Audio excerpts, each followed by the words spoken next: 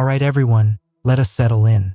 Tonight, we will delve into the sad, strange, and sometimes profoundly dangerous life of a figure whose primary duty was to make everyone else laugh. The medieval court jester. The floppy hat, the bells, the endless jokes. It all sounds like simple fun and games, until you realize that one wrong jest could lead you to the dungeon. As you begin to get comfortable, I invite you to like this video and subscribe, but only if you feel a genuine connection with the stories we share here. I'm always fascinated to learn where you are listening from, so feel free to leave a comment and share your corner of the world. Now, go ahead and dim the lights.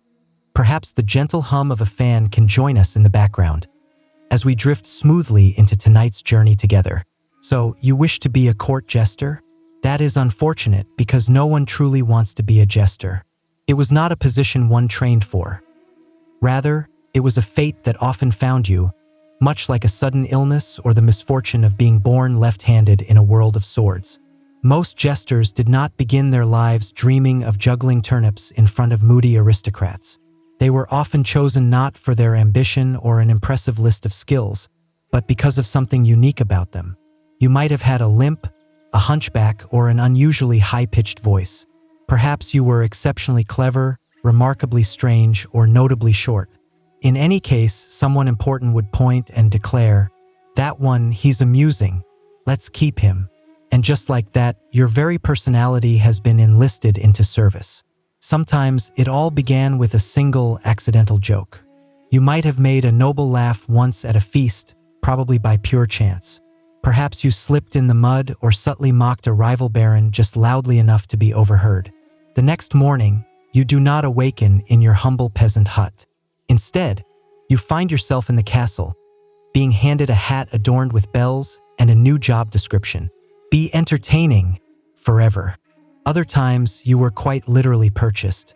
Lords occasionally collected jesters in the same way they would exotic animals or oversized goblets.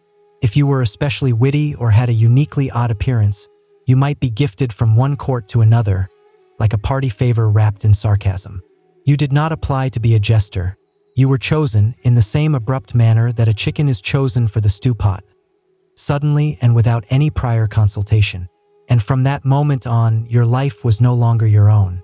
You became the designated dispenser of laughter, dragged out during feasts, summoned during tense political meetings, and paraded like a mascot when foreign diplomats came to visit. You could not refuse. You could not simply walk away. Not unless you wished to return to the farm or, even worse, be mistaken for a vagrant and end up in the stocks.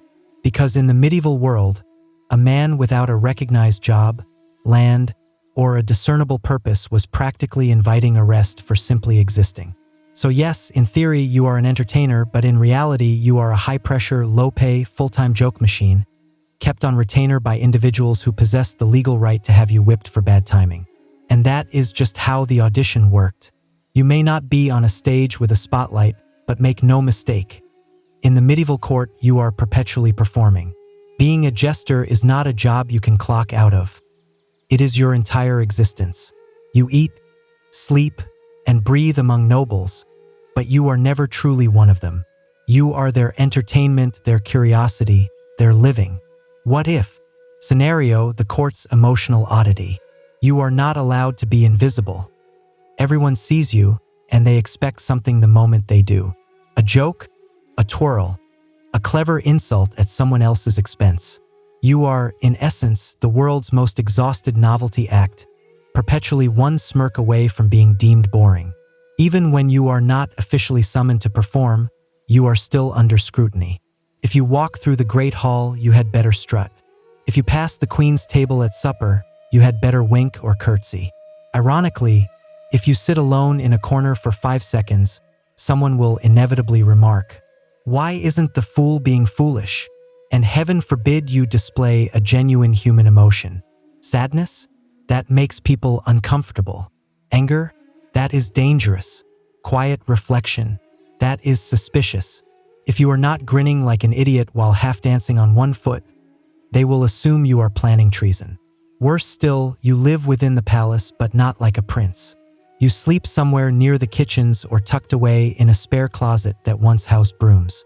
Your quarters are just close enough for you to hear all the laughter, but never quite close enough for you to be genuinely included in it. You eat whatever leftovers are available. You wear whatever is provided to you. You exist as a fixture of amusement, not as a recognized person. And if someone important is bored or irritable, guess who gets summoned to fix it? You. If a nobleman's hunting party failed, if the wine cellar ran dry, or if the king's favorite dog coughed oddly, someone will come knocking on your door at midnight with the implicit demand to do something amusing. You are not permitted to genuinely be. You are only allowed to entertain, which means the line between your true self and your public persona becomes so blurred that you forget who you were before the bells, the jokes, and the forced smiles. In the medieval court, you do not just wear the costume, you are the costume. And trust me, the show never truly ends. Being a jester might sound entertaining until you realize that you are required to be constantly funny. You do not get to be off. You do not get quiet days. You do not get to have moods. Your entire identity is expected to be one endless laugh track, regardless of what is happening in the world or in your own personal life. Your job description is to be hilarious on demand. Even if the Duke has just buried his third wife, even if the kingdom is embroiled in a war, even if you woke up with a toothache and a crushed spirit, it does not matter. You are still expected to juggle, to tell a pun, or to gracefully fall flat on your face. No pressure, right? And do not even think about reusing your jokes. These are nobles, after all. They demand fresh entertainment. That witty poem you diligently worked on for a week? That is great. Now compose 12 more before lunch. And while you are at it, impersonate 3 of the courtiers, write a biting satire of the bishop's sermon, and pretend to trip over a goose. Now, and if you fail, you are not just getting a bad review. You are getting jeered at, slapped, possibly pelted with chicken bones, or worse, replaced. Medieval courts did not have human resources departments. If you fail to amuse the wrong person on the wrong day, your next gig might involve cleaning out the chamber pots or digging your own grave. And remember, you are the only one in the room who is not allowed to be serious. Everyone else can cry, rage, pray, scheme, or fall apart. You juggle through the tension. You laugh through the royal tantrums. You dance around the political intrigue with a ridiculous hat on your head and a forced smile on your face. And you cannot say, "I'm not feeling it today." Your feelings are irrelevant. Your entire value depends on how many chuckles you can extract from people who believe that sarcasm is a form of foreplay and that cruelty is a form of wit. So yes, being the funny one sounds great in theory, but when your very survival depends on your ability to entertain individuals who could legally have you executed for a bad punchline, it is less like stand-up comedy and more like medieval emotional hostage-taking. In a medieval court, the line between humor and offense is razor thin, and you are expected to tiptoe across it blindfolded, while juggling insults. As a jester, your job is to mock, to tease, and to comment on everything. Kings, queens, the clergy, the guests, but never too harshly, never too directly, and never at the wrong moment. One misplaced quip about the king's expanding waistline or the lord's fourth marriage, and suddenly you are not the funny man anymore. You are the fool who has crossed a line. And here is the real kicker. That line is constantly moving. On Monday, the queen might laugh when you joke about her cousin's gambling habits. On Tuesday, her cousin is in the room, and now your joke is treasonous. On Wednesday, she laughs again, but a little too hard, and the king looks displeased. On Thursday, you are being escorted out by the guards for disturbing the peace of courtly decorum. There is no truly safe zone, not really. Jokes about politics are risky. Jokes about religion are suicidal. Jokes about physical appearances are very dangerous. And jokes about royal failures? Absolutely not, unless you can wrap your joke in 3 layers of metaphor and a juggling routine. Even then, it is probably best not to. Some jesters developed an art of speaking the truth through absurdity, couching their social criticism in riddles, double meanings, and animal metaphors. The rooster with the sharp tongue and no eggs might want to crow a little less in the morning. You might say, hoping the king will laugh instead of ordering your execution. But it is always a gamble. If the noble you are mocking is in a bad mood, that is your neck on the line. If the bishop thinks your joke implies that he is greedy, That is blasphemy. If the court turns against you, the same people who once roared with laughter will suddenly clutch their pearls and pretend that they never found you amusing. And do not expect anyone to defend you. The jester is not protected. You are not a member of the clergy. You are not a noble. You are a fool with a license to speak, a license that can be revoked with a single glare. Some jesters were whipped. Some were banished. Some were hanged. Others were retired, which in medieval terms often meant being buried without a funeral. So yes, humor was your weapon, but it was also your noose. And in the court, timing was everything. If you missed the beat, you could lose your head. Before you even speak, the room is already laughing at what you are wearing. As a medieval jester, your wardrobe is not designed for dignity. It is designed for humiliation. The moment you step into the court, your entire outfit screams one thing. I'm not a person. I'm a punchline. Let's start with the hat. The famous coxcomb. It is a multicolored, flopping, horned monstrosity with bells attached to the tips. Bells. Not because they enhance your performance, but because people want to hear you coming like a walking wind chime of low self-worth. Your tunic? It is a checkerboard of clashing colors that no sane tailor would ever intentionally combine. Yellow and blue, red and green, bright, garish patches that have been sewn together like a tapestry that was made by someone who despises your dignity. Your shoes? They are curled-toe slippers, also with bells. Perfect for slipping on spilled mead or for tripping over your own relevance. They make you look like a court-approved goblin, which, frankly, is the entire point. Even your belt is a joke, often oversized or knotted in a way that prevents any practicality. Do you need to carry a knife or a pouch? Forget it. That is not your purpose here. You are here to jiggle, to dance, and to fall on your face in what is essentially a glorified mascot uniform. And while the nobles are wearing luxurious velvet, silk, fur, and gold thread embroidery, your clothes are made from the cheapest scraps of wool and linen. If it is itchy, heavy, or stained, it is perfect. The worse it feels, the better it looks. The audience must always be reminded that you are beneath them. Now, imagine wearing this to every feast, every wedding, every royal negotiation. There is no variation, no wardrobe change, no formal attire. You are visually ridiculous 24/7. Even when you are being dead serious, you look as if a coloring book has exploded on your body. And do not expect any compliments. People do not say, "Nice hat." They say, "Try not to trip over your own bells today, fool." Or worse, they will tug on your sleeve just to hear you jingle, like a holiday decoration with abandonment issues. So yes, your clothes may be iconic, but they are also a uniform of humiliation. A constant reminder that even when your words are sharp, your outfit must be dull-witted enough to reassure the powerful that you are never truly a threat, just an echo in a funny hat. You sleep under the same roof as dukes, barons, and kings. But make no mistake, you are not one of them. You are a part of the furniture like a tapestry that can make noise.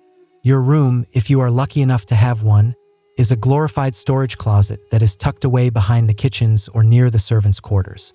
It is a space that is just far enough away to remind you that you are not important, but just close enough to be dragged out at a moment's notice for a midnight joke or an awkward wedding toast.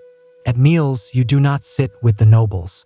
You stand near them, close enough to overhear their gossip, to be insulted in mid-bite, or to have a piece of chicken flung at your head in jest. You might be allowed to eat from the same platters, but always last after the nobles, the priests, the dog, and occasionally the stable boy. And yet you hear everything. The affairs, the plots, the murmured insults, the truth behind the marriages and the treaties. You are the unwanted ear in the room, the one that nobody stops talking around because, in their minds, you are too lowly to matter. You are harmless, a fool. But that does not stop you from knowing everything. And sometimes that knowledge is what keeps you alive or what gets you killed. The irony is cruel. You live among the nobility, you know their secrets, and you share their meals. But socially, you are stranded. The nobles will not befriend you, and the servants will not trust you. You are too high for one world and too low for the other. Your presence is tolerated, but it is not respected. You are allowed into spaces that peasants will never see, but only for as long as you are amusing. You are patted on the head like a performing animal, not welcomed like a guest. If you speak too plainly or ask for something real, a favor, some protection, some respect, you are immediately reminded, know your place, fool. You are, quite literally, a resident outsider. You can mimic the court, mock the lords, and entertain the ladies, but you will never inherit any land, marry into the nobility, or wear a sword for honor. Your future is as fixed as the bells on your hat. So yes, you live with the nobles, but you live among them in the same way that a shadow lives among the light. Always present, but never truly visible. You have spent years honing your skills, juggling knives, reciting witty verses, playing instruments, mimicking voices, and composing satire that could rival that of Cicero. And yet, no one thinks of you as being talented. They think of you as being amusing. That is the curse of being a jester.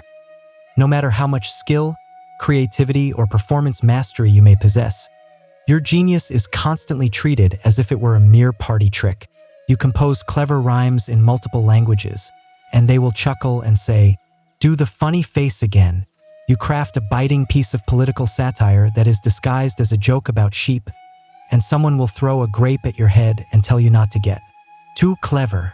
You are expected to be brilliant, but never to be acknowledged as such. If a noble sings a song, everyone applauds. If you sing it better, the room falls silent. If a baron tells a joke, it is praised for its boldness. If you tell the same joke better, it is called sassy or inappropriate. And woe to you if you actually outshine someone important. Nobles do not like to be upstaged, especially by someone who is dressed like a Christmas ornament. You are supposed to sparkle, not to eclipse. So you play a strange game. You perform just well enough to keep your job, but not so well that you make anyone else feel inferior. Be witty but not wise. Be sharp but not threatening. Be brilliant, and then immediately start juggling something to remind everyone that you are not that clever. It is a balancing act on the edge of a sword. And here is the real tragedy. Many jesters were incredibly skilled. They were musicians, acrobats, poets, political thinkers, all hiding behind a mask of idiocy, because brilliance in a fool's mouth is only tolerated if it comes with a pratfall and a jingle. You know what is worse? They laugh the hardest when you mess up. If you miss a joke, trip in the middle of a dance, or drop your lute, that is when they will roar with laughter. Not because you intended to, but because your failure reinforces what they want to believe. That you are just an idiot in a loud outfit, not someone who is clever enough to mock them in their own tongue. So yes, your talent may be the most refined in the room, but your applause? It only ever comes wrapped in condescension. Feasts in a medieval court are grand affairs. There are glistening roasts, overflowing wine goblets, and minstrels who are plucking away in the background. It is a festival of excess. And you are the main cause of humiliation. From the moment the guests arrive, the nobles are eyeing you like a toy that they can poke for a laugh.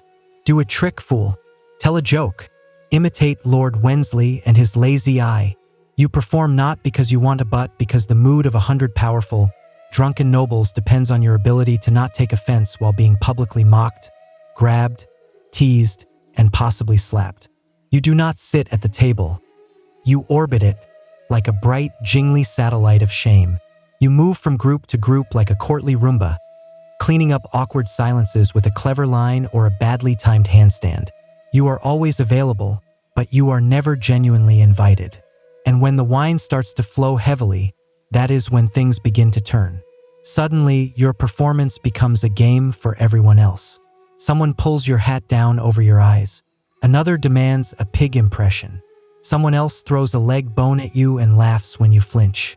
Because here is the thing. You are not just their entertainment. You are a social punching bag, a safety valve for the elite. The nobles cannot insult each other, but they can insult you. And they do constantly. They mock your clothes, your voice, your background, your very worth. Not because they hate you, but because you are convenient. Because laughing at the jester makes everyone feel smarter, richer, and safer. You are the joke that keeps the system in balance. You smile, you take it, you keep the laughter going because the alternative is silence. And in the medieval court, silence is dangerous. Silence means tension. Silence means that the attention might shift, and you do not want the spotlight to land on someone more important than you and find you to be unfunny in the process. So yes, you are at every feast, but you are not celebrated. You are consumed, like the bread and the wine, swallowed up and forgotten by the time the goblets have been cleared. And when everyone else has gone to bed, full and satisfied, you return to your closet-sized room with bruised ribs and a sore smile. By day, you are a jester, flinging jokes, juggling apples, and taking verbal punches like a trained clown in a velvet cage. But by night, you are a weapon. The crown may laugh at your tumbling act, but they know that your real value is not in your slapstick. It is in your ears. You see, being a fool comes with a strange perk. You are invisible in plain sight. Nobles speak freely around you. Servants forget that you are there. Guests vent their frustrations while you are pouring their wine. You drift from one corner to another like a piece of furniture with feet, and you catch everything. You hear confessions that were not meant to be heard, treason that was whispered between cousins, affairs that were confessed over goblets. You hear about bribes, threats, and alliances that are forming in the shadows of the feast. And you remember it all, not because you are nosy, but because it is what keeps you alive. Because sometimes the king will call you aside. He will say, "Fool, tell me what the bishop said to the French envoy last night, and you had better have the answer. If you don't, he might think that you are loyal to someone else. If you do, he might ask for more. This is the terrible dance you must perform. The king wants the truth from your lips, but not a truth that implicates him. You serve a monarch who praises your honesty until your honesty begins to offend him. You are expected to report quietly, cleverly, and maybe even in the form of a riddle, who is sleeping with whose wife or who is plotting a little light rebellion over their stew. You are the court's most dangerous informant, disguised as the least dangerous person in the room. But there is a catch. Everyone else knows it. The lords and ladies smile at you, but they do not trust you. The servants stop talking when you walk by. The guards eye you as if you are holding a dagger behind your back. And in a way, you are. Your weapon is information. And information in a medieval court is just a sharp joke away from being deadly. So you are always listening, always choosing which truth to tell and which one to bury under a harmless punchline. Because in a world that is full of swords and secrets, the most dangerous blade is not the one that is forged from steel. It is the one that is tucked away behind a fool's grin. In the medieval court, your job is to keep everyone else laughing, even when you are falling apart on the inside. Did your dog die? It does not matter. The queen still expects you to make a joke about her cousin's wig. Do you have a fever? That is too bad. The duke had a bad day of hunting, and he needs a laugh before he throws his plate. Is your heart broken? Keep dancing, fool. This is a wedding. You are not allowed to have any feelings unless they are funny ones. Sadness? That is selfish. Anger? That is insubordination. Fatigue? That is laziness. Anything short of a cheerful absurdity is treated as if it were a betrayal. If you show any real emotion, people will get uncomfortable. Not because they care about you, but because you are failing in your function. They do not see you as a person with a soul and with scars. They see you as a piece of court furniture that can tell jokes. You are expected to absorb everyone else's moods and to reflect none of your own. You must sit through drunken tirades, mocking laughter, passive-aggressive insults, and the occasional flying chicken leg, and you must smile through it all. Sometimes you perform while you are grieving. Sometimes you perform while you are ill. Sometimes you perform while you are quietly begging the universe to just let you disappear behind a curtain and cry for 5 blessed minutes. But there is no curtain, no privacy. You are always on. And the idea of vulnerability does not fit your costume. And here is the cruelest twist. When the nobles do notice that you are down, they do not ask you what is wrong. They say, "Why aren't you being funny today?" Or worse, "Maybe the fool has finally lost it. Shall we find a new one?" So what do? You turn your pain into a performance. You make your heartbreak a punchline. You laugh first and louder before they can. You build a fortress of wit around your exhaustion, and you do not let anyone see what is inside, because the moment they realize that the fool is human, the illusion will shatter, and so will your job. So yes, you had feelings. You just learned to bury them under the bells and the jokes, just as everyone expected you to. Because in the court, when everyone else gets to feel things, the fool is the one who has to pretend that nothing hurts. Medieval kings were not known for their emotional stability. One bad dream, one spoiled roast, one poorly timed sneeze from a foreign diplomat, and the entire mood of the court would shift like a thundercloud with a crown. And guess who they all looked at when the king furrowed his brow or frowned into his goblet? You. Because if the monarch is not smiling, then clearly the fool is not doing his job. It does not matter that you were up late performing at a feast, or that your voice is hoarse from singing, or that you told 12 jokes this morning that got genuine chuckles from 3 knights and a cook. If the king wakes up irritable, the court will look at you as if you had personally ruined his breakfast. You are not just the jester, you are the court's emotional insurance policy. Did a trade negotiation fail? The king's advisors would mutter, "Perhaps the fool didn't lighten the tension enough." Did the queen scowl during mass? Maybe the jester made a joke that was in poor taste. Did the king stub his toe on a chamber pot? Has the fool been leaving things about again? Sometimes it is subtle. A snide comment, a disapproving glare. Other times, it is direct. "Entertain me, fool. I'm in a foul mood." And your head is in the balance. And they are not kidding. You are one ill-timed silence away from being demoted to the stable cleaner or, worse, being executed for being unfunny. And even when it is not your fault, it becomes your burden. You must fix the mood, patch up the tension, and make the royal toddler laugh so that no one will notice that the king has just broken a goblet over the steward's head. You become a human emotional thermostat, constantly adjusting yourself so that everyone else will stay warm and content. But here is the thing. No one ever thanks you. If the king's mood improves, it is because his wine was strong. If he laughs, it is because someone else told him a joke earlier, not you. If he does not laugh, then you are at fault. Either way, you lose. So yes, in a court that is full of paranoia and politics, you, the jester, are somehow both irrelevant and responsible for the mood of the most powerful man in the kingdom. And if he does not laugh, you had better start praying.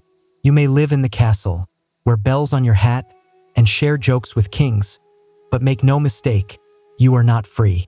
In fact, you are more trapped than most people because being a medieval court jester is not just a job. It is an identity that consumes you. Once you have been labeled the fool, that is it. There is no promotion, no career change. No, I'd like to try something different. You are a lifelong performer whether you want to be or not. It does not matter if you are aging, tired, or sick. You do not get to retire. There is no pension, no cozy cottage that is waiting for you at the edge of the kingdom. You do not get to become a merchant or a monk or a respected elder. You are not master whatever your name was. You are still the fool, just slower, sadder, and with fewer teeth. And the worst part? Even if you are brilliant, no one will ever see past your hat. You might be able to write poetry. You might be able to speak 4 languages. You might secretly know more about statecraft than the entire royal council. But when you speak, everyone hears the bells and expects you to do a pratfall. You could warn them of an impending war and be ignored, but if you were to slip on a turnip, they would laugh for hours. You have become a costume with a voice, and if you try to leave, good luck. You are not trained in a trade. You do not own any land. You have no connections outside the castle walls. If you were to wander into a town, you would not be seen as that sharp-witted court performer. You would just be a strange, poorly dressed man who was babbling about dukes and drama, and you would probably be mistaken for a madman or a vagrant. And if you do leave and somehow manage to survive, what then? You will miss your meals. You will be forgotten. And sooner or later, some lesser noble will say, "Bring back the old fool. He made us laugh." And just like that, you are dragged back in because you are not a man. You are an object that people remember when they are bored. So you stay. You perform. You laugh at your own pain because the alternative is terrifying. Because once you are the fool, you will stay the fool forever. Here is the strange thing about being a fool. In a room that is full of nobles, bishops, and knights, you might be the only one who is allowed to speak the truth. Everyone else in the court speaks in riddles. The diplomats flatter. The courtiers scheme. The servants lie to survive. But you have got one strange, dangerous privilege. You can say what others cannot. You can mock a policy that the king refuses to reconsider. You can whisper jokes that call out corruption. You can impersonate the baron who is clearly embezzling the grain or the duchess who has a suspiciously close friendship with the bishop's nephew.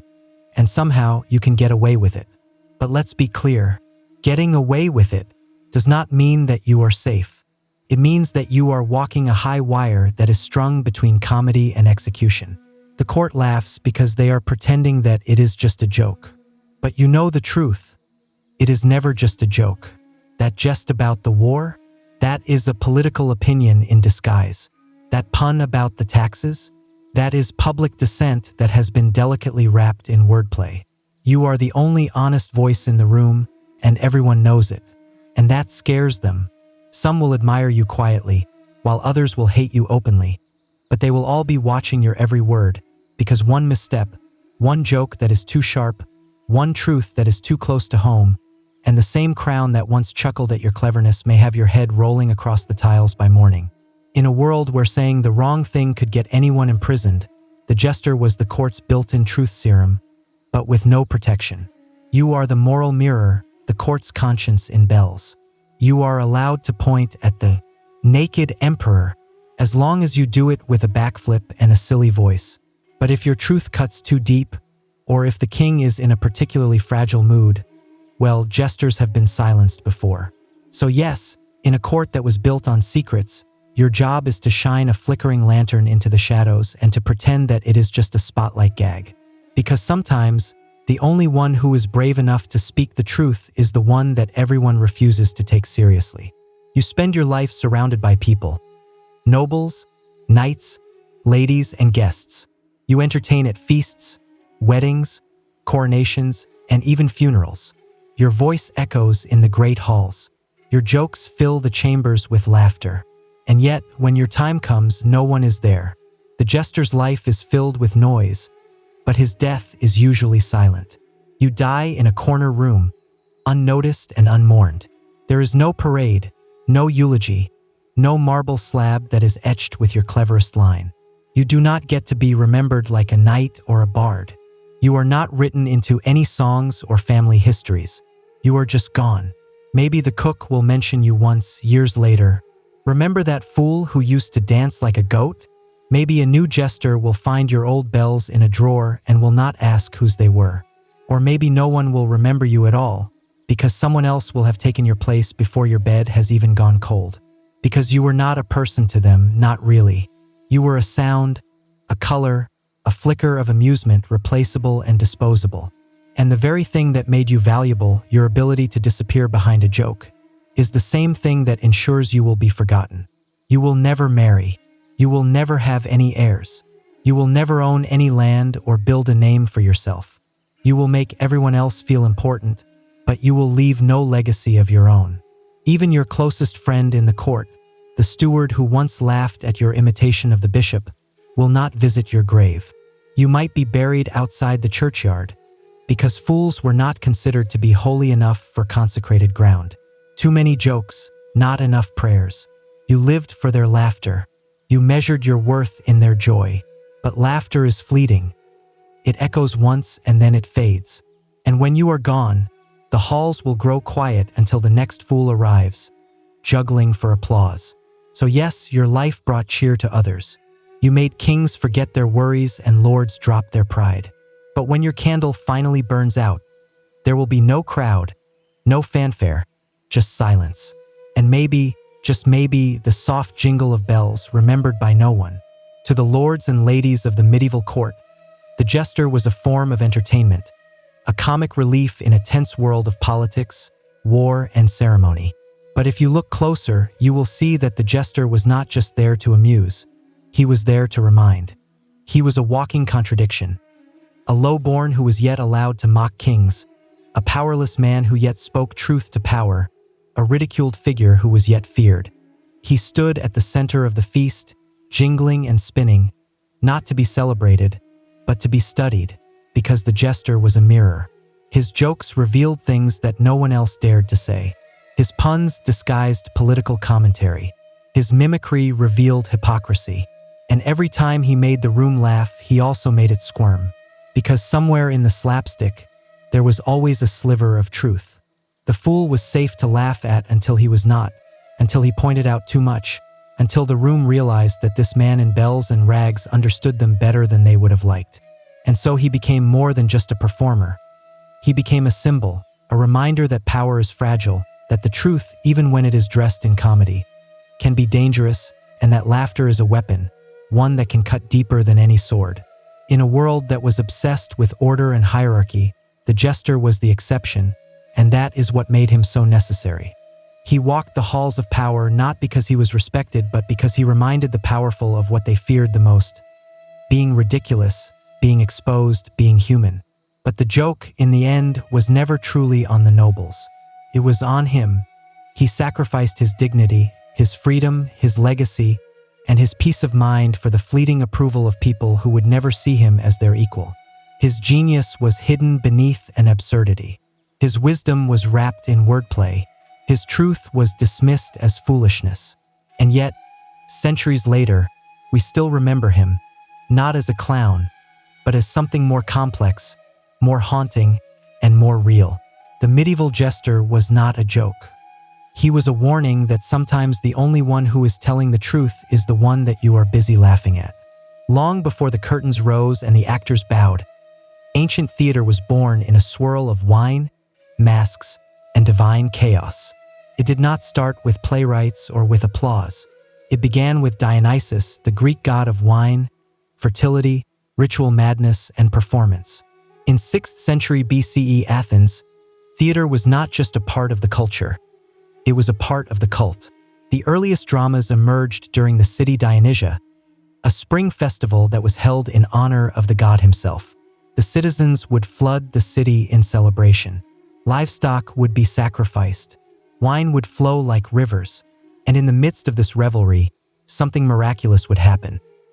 People would start to act, not just pretending, but becoming, taking on voices that were not their own, dancing in frenzied circles, and chanting choruses that blurred the line between prayer and performance. The centerpiece of this was the dithyramb, a wild, hymn-like chant that was performed by a chorus of up to 50 men, all moving in rhythm, their faces masked, their eyes aflame with ecstasy. These were not actors as we know them today. They were vessels, mediums, each voice a drop in the divine pool of Dionysian energy. Then came a man named Thespis.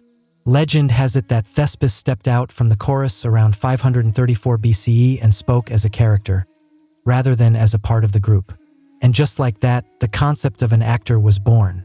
That is why we still call performers thespians today. Imagine it. One man, alone on a stage, claiming to be someone else. It must have felt like blasphemy or like magic. The Greeks were hooked. What had begun as a sacred ritual started to evolve into a structured performance. Playwrights like Aeschylus and Sophocles would soon refine it further, adding a second and then a third actor and introducing dialogue, plot, and the idea of dramatic conflict. But the spiritual core never left. These early performances took place in massive open-air theaters that were carved into the hillsides, the most famous of which was the Theater of Dionysus in Athens. It could hold up to 17,000 spectators, all of whom were gathered in a semicircle to witness something that straddled the line between religion, art, and civic duty. So no, theater did not start in silence. It arrived loud, masked, drenched in wine, and fueled by the gods. The stage was not just a place to pretend. It was a portal to myth, madness, and meaning. And it all started with the need to celebrate something that was bigger than ourselves. Welcome to the stage. As Greek theater matured, it became more than just a form of divine devotion. It became a mirror through which the Athenians could see their own fears, their failures, and their fleeting glories reflected under the Mediterranean sun. But to truly understand that mirror, we have to talk about two things: tragedy and masks. Tragedy, or tragoidia, which literally means goat song, is a word that still echoes in modern storytelling. But its origins are hazy and strange. It might refer to the goats that were sacrificed to Dionysus, or perhaps to the prize, a goat that was awarded to the best performer. Either way, by the 5th century BCE, tragedy had crystallized into a formal art form. The plays were structured, poetic, and overwhelmingly fatal. Think of fate, betrayal, vengeance, hubris, and gods who toyed with mortals in the same way that cats play with mice. And at the center of it all were the masks. Greek actors did not just play their roles. They transformed themselves. Each actor, who was typically male, could portray multiple characters by using distinct masks. A twisted mouth for sorrow, a wide-eyed face of fear, a delicate feminine mask for goddesses and queens. These masks were not subtle. They were oversized, stylized, and often exaggerated, so that even the person who was sitting in the worst seat at the top of the amphitheater could feel the character's emotion. Behind the mask, the actor's voice was everything. Projection and clarity mattered more than naturalism. With no microphones or special lighting, the actors had to command a sea of thousands of people by using nothing but their breath, their tone, and their precise physicality. One actor might kneel in grief, while another might howl at the sky. All of this would be unfolding beneath the open heavens. Tragedians like Aeschylus, Sophocles, and Euripides revolutionized the form. Aeschylus added a second actor, Sophocles added a third, and Euripides brought a psychological depth and a raw emotion that made his characters seem to bleed on the page. They tackled themes of divine injustice, the trauma of war, and the limits of human reason. Plays like Oedipus, Antigone, and Medea were not just plays, they were philosophical battlegrounds. And yet, despite all this darkness, Greek theater was not a funeral. It was a civic celebration. Tragedies were performed competitively, like the Olympic Games for the soul. The entire city would attend, including the poor. Wealthy citizens would even pay for the production as a form of public service. The stage had become a sacred ground, and the mask had become a tool of revelation. The Greeks had found a way to stare into the chaos and to call it art. While tragedy grappled with the gods and with doom, Greek comedy pulled down its tunic and mooned the universe. By the late 5th century BCE, as Athens was blossoming into a cultural and intellectual superpower, comedy emerged as its rebellious younger sibling. It was raw, irreverent, and loud. A theatrical playground where no one, not even the gods, was safe from ridicule. If tragedy asked, "What is the meaning of suffering?" comedy asked, "Why is Zeus such a pompous idiot?" The master of this art form was Aristophanes, the Shakespeare of satire. His plays like Lysistrata, The Clouds, and The Frogs were brilliant, bawdy, and biting. Lysistrata, for example, tells the story of women who withhold sex from their men in order to force them to stop waging war. It was revolutionary, hilarious, and politically loaded. Imagine watching a play where the characters are making fun of your government, your neighbors, and your own bad habits, and everyone is laughing out in the open. Comedy plays were still a part of the religious festivals like the city Dionysia, and they were often performed right after the tragic trilogies. The audience would go from crying over Antigone to roaring with laughter as a chorus of dancing sausages mocked the corrupt politicians. The masks in comedy were even more exaggerated than those in tragedy. Grotesque faces with bulging eyes, snub noses, and enormous male appendages that were designed to guarantee a laugh even from the back row. The costumes were padded, the wigs were wild, and the chorus might show up as frogs, wasps, birds, or clouds depending on the joke. But Greek comedy was not all slapstick. It was also deeply political. Aristophanes attacked the warmongers, the philosophers, and the playwrights with a surgical precision. His play The Clouds mocked Socrates so ruthlessly that some scholars believe it contributed to the public mistrust that eventually led to Socrates' trial. As the classical age matured, comedy began to evolve. The new comedy of the 4th century BCE softened the satire and focused on more domestic plots. Mistaken identities, romantic entanglements, and clever slaves who were outwitting their dim-witted masters. Playwrights like Menander laid the groundwork for what would later influence the Roman comedies and even modern sitcoms. Greek comedy was more than just laughter. It was truth-telling in disguise, a democratic city that was speaking to itself in riddles and punchlines, with masks and music, with dance and defiance. Where tragedy asked, "What is fate?" Comedy replied, "Isn't it ridiculous how we try to control it?" When the Romans inherited the stage from the Greeks, they did not just whisper tragedy into the wind. They built colossal amphitheaters, filled them with thousands of spectators, and declared, "Let's make it louder." Theater in ancient Rome was never just about art. It was about power, about performance, and about pleasing the masses. The earliest Roman plays were translations of Greek works that were adapted by playwrights like Livius Andronicus and Plautus, who Romanized the humor, dialed up the physical gags, and simplified the plots for a wider appeal. The result?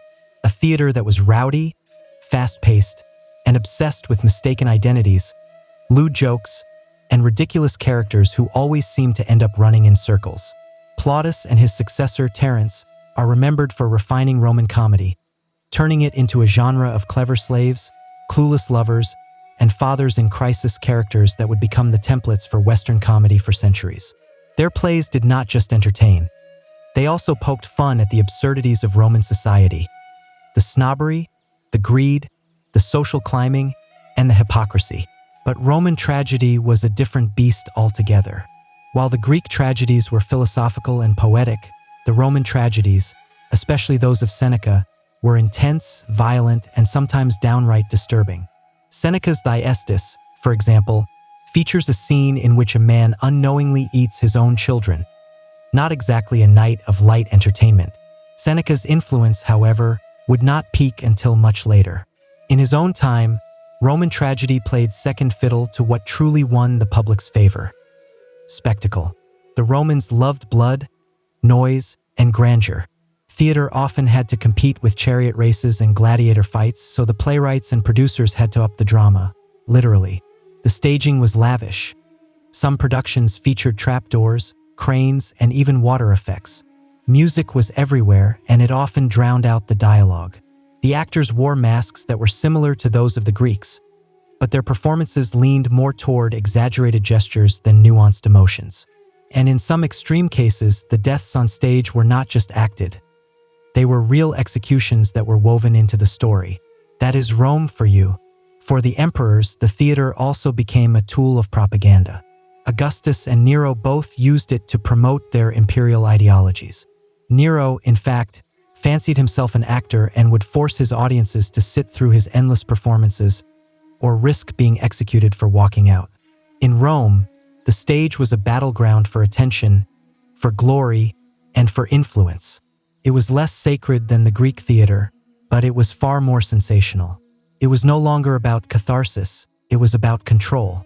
Far from the marble stages of Greece and the booming arenas of Rome, a different form of theater was blossoming in ancient India. One that was rich in spirituality, philosophy, and a refined aesthetic. Indian theater was not born in festivals of wine, but in the quiet depths of sacred texts and oral tradition. Its foundation lies in the Natya Shastra, an ancient Sanskrit treatise on drama that is attributed to the sage Bharata and is dated somewhere between 200 BCE and 200 CE. This was not just a manual on performance, it was a cosmic blueprint. According to the text, theater was created by the gods as a divine offering to humanity, a way to educate, to entertain, and to uplift the soul. The Natya Shastra outlines everything: the construction of the stage, the types of characters, the gestures, the facial expressions, the music, and even the psychological effects of the drama. It emphasizes rasa, the emotional essence that is evoked in the audience. Whether it is Shringara, romantic love, Karuna, compassion, or Rudra, fury, each play aimed to stir the soul and to guide it toward enlightenment. The performances were elaborate, yet they were disciplined. The actors trained for years in voice, movement, and mudras, which are codified hand gestures that are used to express meaning without the need for words. The dialogue was often sung or chanted, and the stories came from epic texts like the Mahabharata and the Ramayana, weaving together mythology, morality, and magic. One of the earliest known playwrights was Kalidasa, whose drama Shakuntala still stands as a masterpiece of world literature. His works were not just popular, they were revered. The audiences expected to be moved, both emotionally and spiritually. They came not just for a story, but for a refined experience of being. Theater in India was inclusive in an entirely different sense. While the elite courts often sponsored the performances, folk traditions also flourished. Sanskrit theater existed alongside regional village dramas, puppet theater, and dance drama forms like Kathakali and Yakshagana, each with its own set of rules, costumes, and musical rhythms. Unlike in Rome, where the goal was spectacle, or in Greece, where the aim was civic reflection, Indian theater sought to harmonize, to balance emotion, intellect, and spirit. It was both a performance and a prayer, both an art and a form of dharma. In this world of silks, incense, and layered symbols, the actor was not just an entertainer. They were a spiritual vessel, bridging the gap between myth and reality, and embodying the timeless stories that made sense of life and death. In ancient China, theater did not just erupt into existence. It unfolded like a delicate fan over centuries of music, dance, and ritual. Before there were scripts and actors, there were shamans, court performers, and sacred ceremonies that blended movement with meaning. The roots of Chinese theater stretch back over 3,000 years to the Zhou dynasty, when masked dances known as nuo were performed in order to ward off evil spirits. These were not for laughs. They were solemn, spiritual affairs. Over time, these rituals evolved, absorbing elements of storytelling, mime, and music. By the Tang dynasty, which lasted from the 7th to the 10th century CE, a true theatrical form was beginning to take shape, one that balanced aesthetics, discipline, and philosophy. The Tang court, under the Emperor Xuanzong, even established the Pear Garden, the first known royal acting academy. The actors there were trained in voice, dance, acrobatics, and gesture. It is no wonder that performers in traditional Chinese theater are still called the children of the Pear Garden today. But it was during the Yuan dynasty, in the 13th and 14th centuries, that Chinese drama truly began to bloom. Under Mongol rule, censorship was loosened, and popular entertainment surged. Zaju, a genre of poetic drama, rose in prominence. It featured structured arias, comic interludes, and strong female leads, who were sometimes played by actual women, a rarity in the history of global theater. Enter Guan Hanqing, a Yuan playwright who is often compared to Shakespeare. His works, like The Injustice to Do-yi, were packed with emotional depth, social critique, and a lyrical beauty. They told stories of unjust rulers, of moral dilemmas, and of tragic heroines. The performances relied on symbolic gestures, stylized movements, and minimal scenery, so the audience was expected to read the actors' bodies as much as they heard their words. From these roots came the Chinese opera, a rich and dazzling tradition that fully emerged by the time of the Ming and Qing dynasties. The most famous form, the Peking opera or Jingju, crystallized in the 18th century, with its ornate costumes, its color-coded makeup, its martial arts, and its piercing falsetto voices. It transformed the performance into a ritualized visual language. Each movement, the raising of a sleeve, the tilting of the head, was loaded with meaning. The stage was almost bare, yet your imagination would fill it with mountains, palaces, and battlefields. And unlike in Western theater, the Chinese opera did not aim for realism. It aimed for the essence of things. Chinese theater did not just tell stories. It transmitted values, it preserved history, and it expressed a worldview in which heaven, earth, and humanity all danced in a quiet harmony. In Japan, theater emerged not with clamor or with excess, but with stillness, with subtlety, and with a sacred restraint. Among the world's oldest surviving theatrical forms, No is unlike anything that came before or has come since. It was born in the 14th century, and it was less a performance for the masses and more a ritual for the refined soul. A whisper of drama in a world that was obsessed with noise. No traces its lineage back to Dengaku and Sarugaku, which were folk dances, Buddhist chants, and comic sketches that entertained both the commoners and the monks. But in the 1300s, a father and son duo changed everything. Kanami and his son, Zimi. They elevated No into a structured, poetic, and deeply symbolic art form. Zimi, who was a performer, a writer, and a theorist, gave No its heart.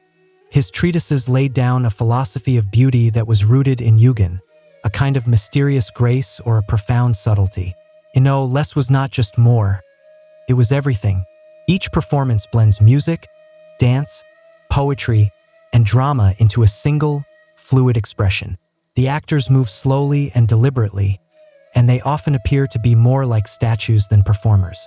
The dialogue is sung or chanted, and it is accompanied by a small ensemble of a flute and some drums. There is no illusion of realism. Instead, the experience is dreamlike, more like witnessing a ghost story that is being told from within the ghost itself. And speaking of ghosts, many No plays are literally about spirits. Dead warriors, lost lovers, mad women, and wandering monks are all frequent characters. These are not action-packed stories, but rather meditations on memory, on loss, and on longing.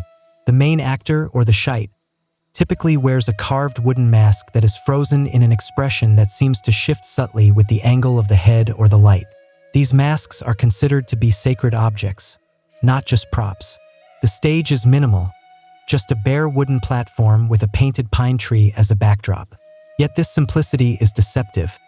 Every element, from the shuffle of the actors' feet to the rustle of their silk robes, is choreographed to evoke the spiritual that lies beneath the surface. Time seems to slow down. The mundane dissolves. Supported and patronized by the samurai class, No became an aristocratic art form. It was not made for cheering crowds. It was made for introspection, for a connection to something that was eternal. Even today, the performances remain largely unchanged from how they were 600 years ago. In No, the stage becomes a threshold between the worlds, between life and death, between form and the void, between the voice and the silence. While grand stages and noble actors may have stolen the spotlight in many cultures, another kind of theater was quietly thriving in the shadows: puppet theater. In Asia especially, puppetry was not just a child's play. It was a powerful medium for myth, for morality, and for memory, where the inanimate could whisper the truths that the living dared not to say. In Indonesia, particularly in Java and Bali, the ancient art of wayang kulit, or shadow puppetry, emerged as a sacred tradition. Thin, flat puppets that were made from buffalo hide were intricately carved and painted, and then they were held up behind a white screen with a flickering oil lamp. The result?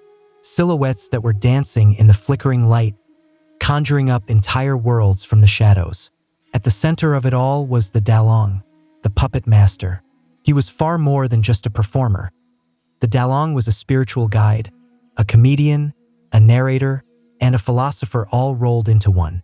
With a single voice, he could portray dozens of characters from the Hindu epics like the Mahabharata and the Ramayana. The stories might last for hours, or even through the night, and they would be accompanied by the rhythmic pulse of a gamelan orchestra. Wayang was not just a form of entertainment. It was a ritual act that was often performed during temple festivals, at births, at funerals, or at political ceremonies. Each puppet symbolized more than just a character. It was a force, a lesson, a karmic echo. Meanwhile, in Japan, another unique form of puppetry was evolving: bunraku. Unlike the silhouettes, the bunraku puppets are large and lifelike, and they are manipulated by 3 puppeteers who are in full view of the audience. One puppeteer controls the head and the right arm, another controls the left arm, and a third controls the legs. It takes years of training before a puppeteer can even touch the puppet's head. The result? An uncanny sense of realism. A puppet woman might tug at her sleeve in heartbreak. A warrior might tremble before his death. It is mesmerizing. The narration, however, is delivered by a single chanter who is seated beside a shamisen player. His voice becomes the thunder, the tears, the whispers, the rage. The puppets move, but their soul comes from his throat. Puppetry thrived precisely because it could say what humans could not. In strict societies, the puppets could mock the emperors, they could question fate, and they could explore forbidden love or vengeance without any fear of retribution. After all, it was not a man who was accusing the king. It was just a doll. Whether in the flickering shadows or under the full light of the lanterns, puppet theater could turn wood and string into mirrors, reflecting the deepest fears, dreams, and truths of the cultures that had created them. From the drunken chants of Dionysus to the silent grace of the no masks, ancient theater did not simply vanish. It echoed forward, reshaping the way we tell our stories even today. Its legacy is not just etched in stone ruins or in dusty scrolls. It is alive in every stage, every screen, and every script. The Greeks gave us structure. Their innovations, the dialogue, the dramatic conflict, the character arcs, are the very bones of modern storytelling. The three-act play, that is Aeschylus whispering to us through time. The tragic hero who is undone by his own hubris, that comes straight from Sophocles. Even the concept of a fourth wall, that invisible boundary between the actor and the audience, was something that the Greeks were playing with centuries ago. The Romans, for all their love of spectacle, passed down a different inheritance: theater as a form of mass entertainment. Their open-air amphitheaters became the architectural model for everything from Shakespeare's Globe to our modern sports arenas. And their comedies, which were full of farce, mistaken identities, and bawdy misunderstandings, laid the groundwork for the Western sitcoms and slapstick comedies. In the East, the impact of theater is no less profound. Indian drama, with its focus on emotional resonance and the balance of aesthetic moods, or rasa, influenced not just the performing arts but also classical dance, cinema, and poetry. The philosophical weight of the Natya Shastra continues to inform Indian storytelling today. The Chinese opera, with its color-coded symbolism and its stylized expressions, inspired centuries of visual storytelling. Even the martial arts cinema owes much to the rhythmic, choreographed combat of the opera performers. Meanwhile, Japan's No and Bunraku remain as living traditions, still performed and still revered, their minimalism influencing modern directors like Kurosawa and even the Western experimental theater. And the puppets? They have multiplied. From the shadow plays in Southeast Asia to the digital avatars on TikTok, the idea of animating the inanimate remains irresistible. The ability of puppetry to distill emotion into a pure gesture has influenced everything from children's television to avant-garde performance art. But perhaps the most enduring legacy of ancient theater is this: the human need to perform, to watch and to be watched, to slip into another person's skin and to return from it changed. Every ritual, every meme, every monologue on a dimly lit stage is a part of that same lineage. A search for meaning through motion, through masks, and through the voice. So the next time you see a play, a film, or a TikTok skit, remember that you are witnessing not just a form of entertainment but a sacred echo. The theater may have evolved, but it has never stopped being our oldest and most honest mirror. Sinaine was born into a world where bloodlines were everything, and hers was as sharp as a sword. Her father was Philip II of Macedon, the man who had transformed a fractured kingdom into a military machine. Her mother was Audata, an Illyrian princess from a fierce warrior tribe to the west. Most Macedonian princesses were meticulously groomed for strategic alliances and for silk-draped diplomacy. But Sinaine, she was raised for war. From the moment she could walk, Sinaine lived under the immense weight of two powerful legacies: the tactical brilliance of her father and the unbreakable spirit of her Illyrian mother. While the other royal girls were learning to weave, she was learning to wield a spear. Audata, unlike most of the other Macedonian queens, did not just tolerate this. She personally trained her daughter herself. In the Illyrian culture, women could fight alongside the men. Strength was not just admired, it was expected. Sinaine's early life was steeped in a rigorous discipline. She rode her horses across the jagged terrain. She practiced her swordplay in the heat of the day, and she studied the movements of armies instead of embroidery patterns.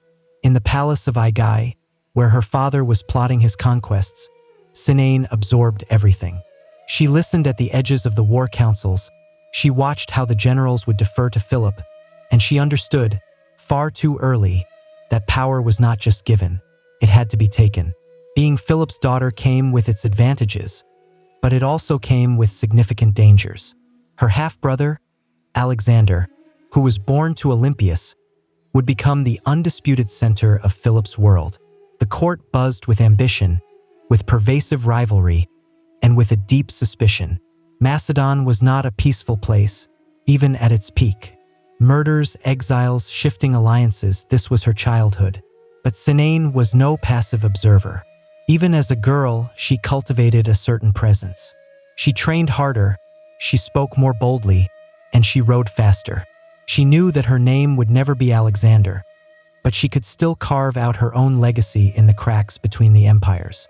By her teenage years, she was not just admired. She was feared, not only for her royal blood, but for her defiant refusal to fit into the conventional mold of a royal woman. She was not a pawn. She was a blade. Sinaine was born in a palace. She was raised on horseback, and she was baptized in steel. She was not meant to simply survive in a man's world. She was meant to conquer it. To be born a royal in Macedon was to be born into a perpetual game of strategy.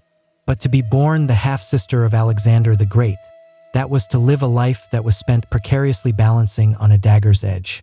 Sinaine and Alexander shared the same father, Philip II, but they had different mothers. His mother, Olympias, was infamous for her ambition and her ruthlessness. Hers, Audata, was of Illyrian royalty, and she was as tough as the mountain tribes she had come from. From her childhood, Sinaine knew that she would never be the heir. That title had already been firmly handed to Alexander, the golden boy with the lion's mane and the philosopher for a tutor. The court adored him, the generals feared him, and the world one day would kneel before him. But Sinaine did not kneel. As Alexander grew into the legend that we now remember, Sinaine carved out a quieter, sharper path for herself. While he was riding into Persia, she remained in Macedon, meticulously observing how the empires functioned from within. She saw how the alliances would shift like the sand dunes, and how one wrong word could bring an end to a dynasty. She learned that the real battlefield was not always fought with swords. Sometimes it was fought in whispers. Still, she was no cloistered noblewoman. Sinaine's reputation as a warrior began to circulate. Rumors of her military prowess, of her remarkable ability to ride, to fight, and to lead, echoed in the corridors of power. She may not have crossed the deserts or stormed the cities like Alexander, but she was no less dangerous. She possessed something that he never did: silence. Sinaine did not need the world to be watching her. She needed them to underestimate her. But in a kingdom that was obsessed with lineage and with legitimacy, blood was a form of currency, and Sinaine had plenty of it. She was not only the daughter of Philip, but also the sister of the king, and her Illyrian bloodline connected her to another powerful branch of warriors. She could unite kingdoms or she could break them. She did not challenge Alexander, not directly. There was no open battle between them, but she was a constant reminder that power did not belong only to men. Her presence, her lineage, and her skill were all threats. Quiet ones, but threats nonetheless. And when Alexander marched to the east to chase after immortality, Sinaine stayed behind, watching the gears of the empire turn, waiting and studying, because even the greatest of shadows cannot cover everything. Not forever. Sinaine was not content with being a figure of quiet potential. She made herself a legend through her decisive actions. While Alexander was building his empire abroad, Sinaine found her own battlefield at home. And unlike many of the royal women of her time, she did not just lead from behind a curtain. She rode in her armor, she led her troops, and she fought on horseback like a Macedonian general. Her most famous moment came when she led a military campaign into Illyria, the very land of her mother. It was not just a symbolic march. Sinaine actively commanded her troops, she organized their strategy, and she engaged in combat. In a time when even the noblemen would often avoid the front lines, a royal woman who was charging into battle was both shocking and awe-inspiring. And it was not just for show. She emerged from it victorious. That campaign was not just a display of her military skill. It was a powerful declaration. Sinaine was staking a claim. She was not merely a noblewoman with a sharp mind. She was a trained warrior who had proven herself on the field of battle, bloodied and unbroken. Her Illyrian blood had not been thinned in the halls of Macedonian diplomacy. It had been sharpened. By winning that campaign, Sinaine did something extraordinary. She carved out a sphere of influence for herself that was independent of her brother's colossal shadow. Alexander might have ruled to the eastward, but Sinaine was building something of her own in the West. Respect, loyalty, and a reputation that was not tied to anyone else's name. But power is never a comfortable thing in the hands of a woman, especially a woman who does not ask for permission. Back in Macedon, the court murmured. Alexander, who was too occupied with conquering Persia and Egypt, did not interfere. But his absence created a fragile vacuum, and Sinaine knew exactly how dangerous that space could become. She was not just a warrior for her own sake. She had a plan that reached beyond herself. She was a mother now, and she intended to pass on her power. So while the men were writing history in their own image, Sinaine was preparing for her next move. She had tasted command, she had stained her armor in real combat, and she had won not by her birthright but by her merit. She was no mere royal. She was a commander, and she was just getting started. For all of her victories and her warrior spirit, Sinaine's most audacious move was not made with a sword but with her daughter. Her child, Ada, was born of her marriage to Amyntas IV, a man who himself had royal blood but little political strength. Their union was a strategic one, a way for Sinaine to connect her own bloodline deeper into the royal web. But Amyntas was soon dead, likely a victim of Philip II's relentless housecleaning. Sinaine, however, survived. More than that, she saw an opportunity in the ashes. She began to raise Ada not as a passive princess but as a future queen. From the very beginning, Ada was trained with the same fire that Sinaine herself had received as a girl. This was not a child who was being groomed for a decorative marriage. This was a young woman who was being sharpened like a blade. Sinaine personally oversaw her education. In rhetoric, in leadership, in martial training, and most importantly, in politics. It was not just about her legacy. Sinaine had watched the world begin to unravel in Alexander's absence. The court was divided, the generals were restless, and the succession was uncertain. Alexander had no legitimate heir. His empire was vast, but it was also fragile. The question of who would rule once he had died was not just a theoretical one. It was a ticking time bomb. Sinaine had a plan. Her daughter would marry Aridaeus, Alexander's half-brother, who was considered to be the next in line for the throne, despite his intellectual disability. If Ada were to become his wife and Sinaine were to become her advisor, they would have a real influence over the Macedonian throne. This was more than just ambition, it was a matter of survival. The empire was splintering, and power was being hoarded by the generals and the regents. Sinaine saw that it was only through Ada that she could continue to shape the future. She was not just trying to put her daughter on the throne. She was trying to protect Macedon from itself. But this was not a world that was kind to women who made moves like kings. The whispers turned into threats. The regents, particularly Perdiccas, one of Alexander's former generals, saw what was coming. A warrior mother who was raising a queen with a claim to the throne was simply too dangerous. Sinaine, who was ever bold, prepared to travel with Ada to ensure that the marriage would happen.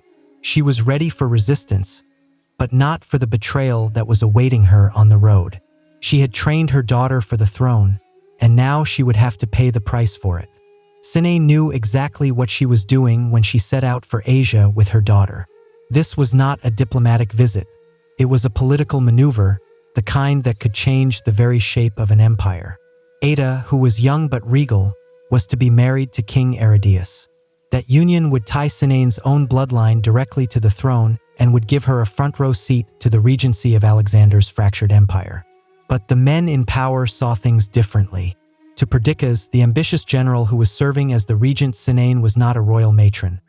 She was a threat, a woman with her own army, her own agenda, and, what was worse, with public support.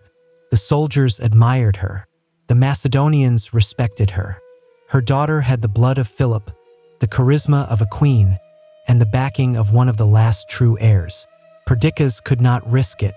As Sinaine and Ada were crossing into Asia Minor, they were intercepted by the forces that were under the command of Alcides, Perdiccas' own brother. The moment was tense, and the outcome was chillingly swift.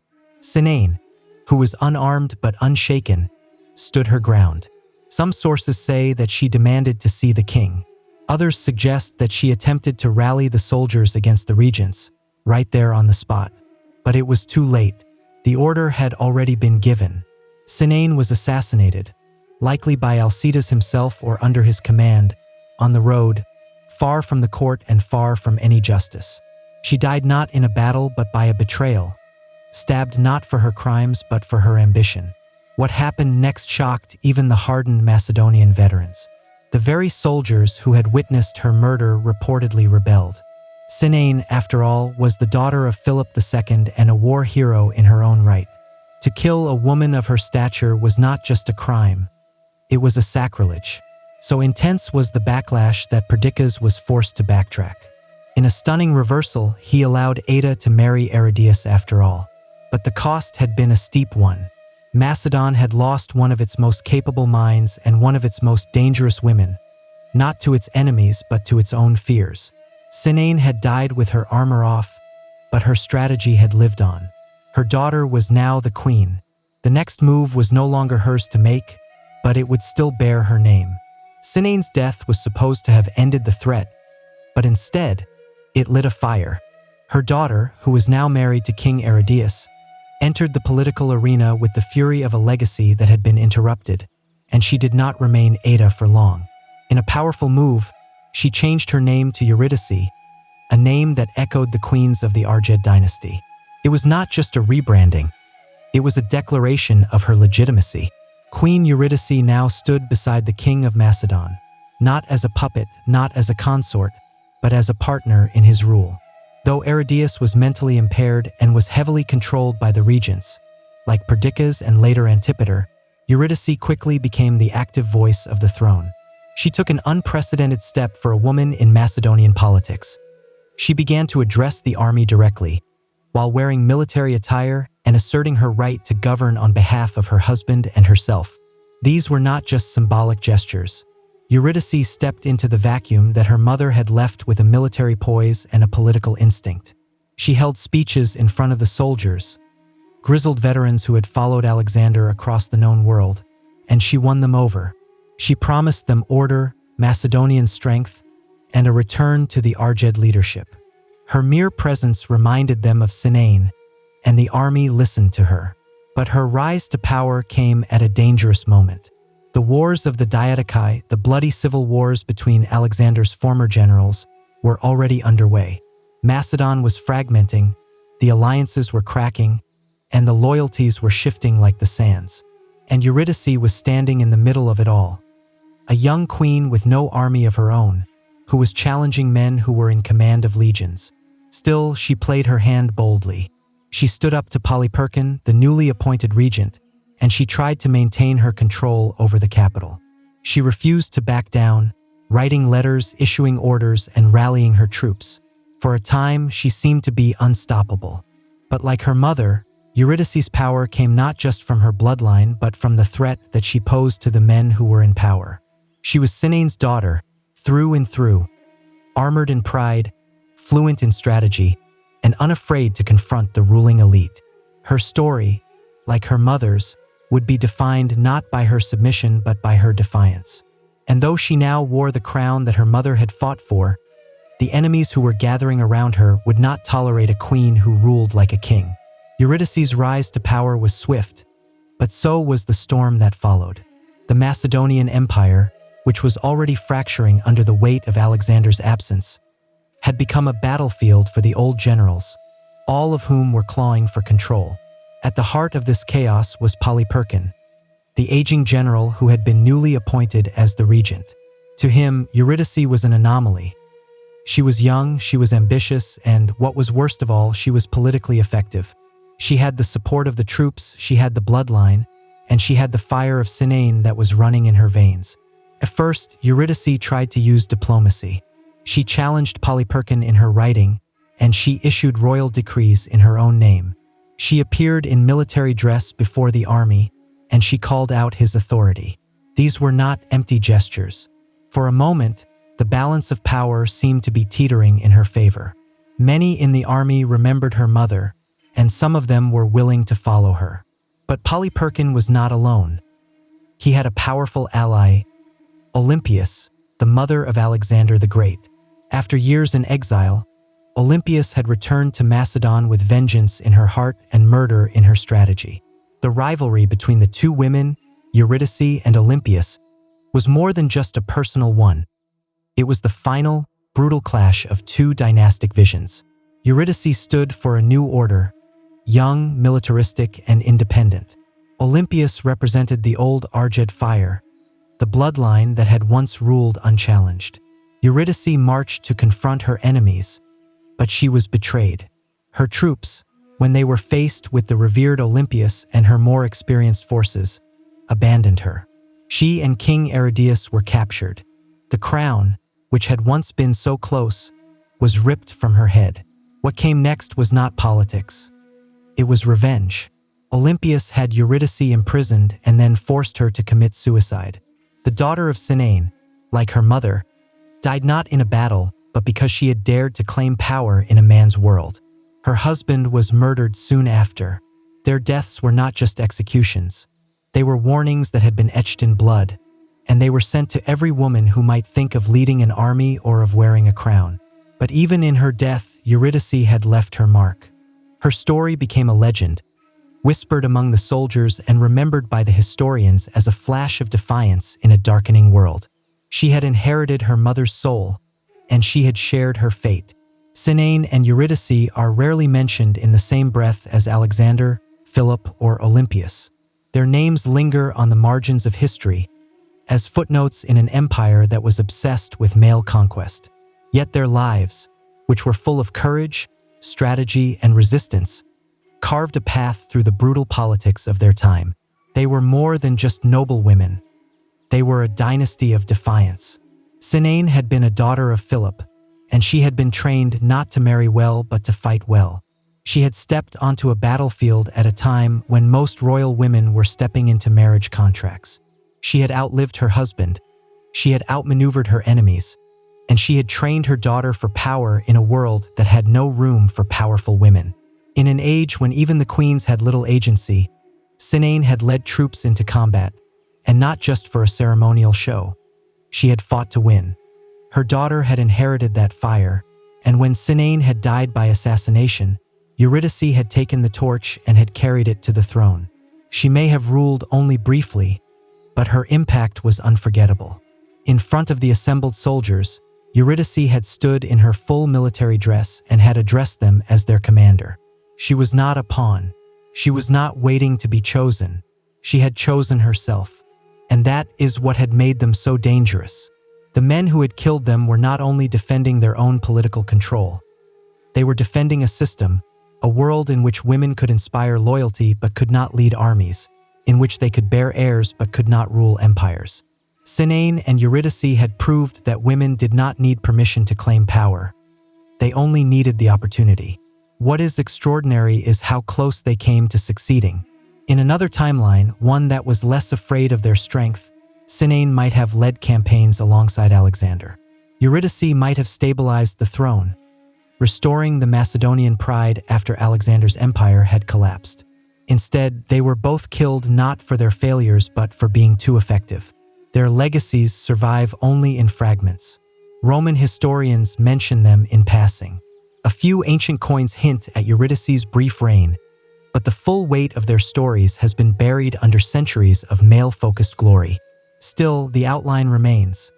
A mother who had trained like a soldier and a daughter who had ruled like a king.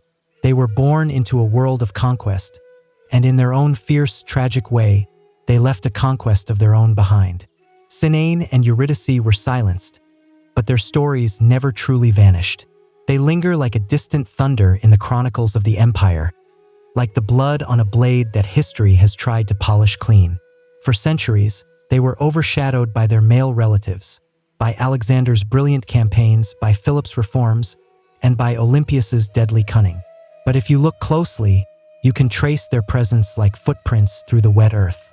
Sinaine, who led her soldiers into Illyria and returned victorious. Eurydice, who donned her armor and defied the generals face to face. Neither of them ruled for long. Neither of them died peacefully, but their courage left a blueprint for resistance, for female power, for what a woman could be in an empire that was designed to crush her. Their erasure is a part of a pattern. The ancient historians, who were mostly men, recorded the events through the lens of power and prestige. Women like Sinein were not celebrated. They were feared, they were minimized, or they were written off as being ambitious beyond their station. But the fragments of their stories survive, in brief lines, in bitter deaths, and in the outrage of the armies who had witnessed their assassinations and had recoiled at the injustice of it all. And in those fragments, something remarkable remains: their willpower. Neither woman had needed a crown to claim her authority. They had embodied it through their actions, through their leadership, and through their sheer presence. Their power had not been inherited but had been forged on the training fields, from their battle scars, and from their public defiance. Sinein's very existence had challenged the idea that only men could shape the world. Eurydice had proved that a woman could wear the royal regalia and could speak to the warriors without trembling. Even today, their names raise questions. What might have changed if they had lived longer? Could Macedon have held together under Eurydice's rule? Could Sinein have been the war leader that Macedon had needed after Alexander's death? We will never know, but the possibility itself is a legacy. Modern scholars are beginning to rediscover them, pulling their stories from the dust of forgotten scrolls, not as side characters, but as the protagonists of their own brutal, brilliant narratives. Sinein and Eurydice did not survive their world, but they did disrupt it. And for that, they echo not as the ghosts of an empire, but as reminders of what power looks like when it refuses to beg for permission. Their crowns were stolen. Their stories were almost erased. But their fire still burns, even if history has tried to bury the ashes. Before there were belts, masters, or cinematic legends, the martial arts began in the silence between survival and the sacred. Across the early civilizations, the act of fighting was not just a practical matter. It was also a ritualistic one. It was how the communities trained their bodies, how they protected their borders, and how they shaped their spirits. The earliest martial arts did not emerge from sport. They grew out of necessity. Long before the invention of writing, people were already grappling, striking, and training with weapons. But over time, simple survival turned into something deeper. Combat became a discipline, a code, a path toward the mastery not just of the body but of the self. Take the ancient hunters, for example. Their movements, their lunges, their thrusts, their evasions became the foundation of the martial patterns.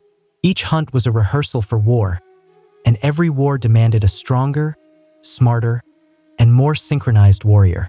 But when the weapons were laid down, the movements remained. They were practiced again and again until they became a ritual, a kind of physical language that could be passed down across the generations. Across the world, this pattern repeated itself. In the Indus Valley, carved seals from over 4,000 years ago show figures in stances that are eerily similar to those in the modern martial arts. In Africa, tribal wrestling formed the basis of the coming-of-age ceremonies. In Mesopotamia and in Egypt, the soldiers trained in organized formations, but they also honed their personal combat styles, which involved hand-to-hand strikes and grappling holds. Their physicality was a kind of literacy. To fight was to speak the language of the kings. And always, combat was paired with symbolism. The movements would mimic animals, spirits, or cosmic forces. A strike was not just a blow. It was the embodiment of a myth. A sequence of motions could mirror a battle between the gods or could serve as a prayer for protection. The practice of martial arts became ceremonial, and it was integrated into festivals, funerals, and religious rites. Even in death, the warriors were honored for their form. Ancient tombs contain weapons that have been carefully placed beside the skeletons, not as tools but as symbols of their identity. The sword was not just something that you carried. It was who you were. So in these ancient worlds, the martial arts were not just side activities. They were essential rites, a merging of the physical, the mental, and the divine. It was not just about fighting, it was about becoming. In the misty, palm-covered hills of southern India lies the ancient birthplace of what many believe to be the world's oldest martial art, Kalaripayattu.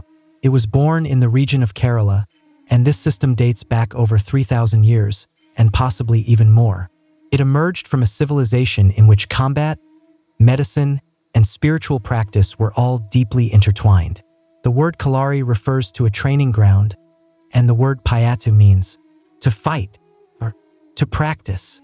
But Kalaripayattu was never just about fighting. It was a discipline of transformation, a system in which the warriors trained not only to defeat their enemies, but also to master themselves.